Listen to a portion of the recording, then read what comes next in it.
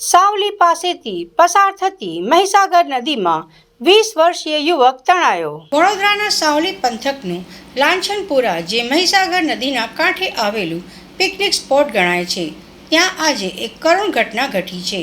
માંજલપુરનો 20 વર્ષીય નિલેશ પોખરે રવિવારની રજા માણવા અથવા મિત્રો સાથે અહીં નાહવા આવ્યો હતો। જો કે નદીના પાણીનો અંદાજ ન આવતા નિલેશ અચાનક ઊંડા પાણીમાં તણાવા લાગ્યો હતો। નિલેશને તણાતો જોઈ કિનારે ઊભેલા લોકોએ બૂમાબૂમ કરી મૂકી હતી। તાત્કાલિક સ્થાનિક તરવૈયાઓએ નદીમાં ઝંપલાવી તેની શોધખોળ શરૂ કરી હતી, પરંતુ હજુ સુધી યુવકનો કોઈ પત્તો મળ્યો નથી। બનાવની જાણ થતાં જ સાવલી પોલીસ અને વડોદરા ફાયર બ્રિગેડની ટીમ પણ ઘટના સ્થળે પહોંચી ગઈ છે। ભારે પ્રવાહ હોવા છતાં ફાયર બ્રિગેડ દ્વારા બોટ અને ખાસ સાધનોની મદદથી રેસ્ક્યુ ઓપરેશન તેજ કરવામાં આવ્યું છે। યુવકના પરિવારજનોને જાણ કરવામાં આવતા તેઓ ઘટના સ્થળે પહોંચ્યા છે, જ્યાં વાતાવરણ ગમગીન બની ગયું।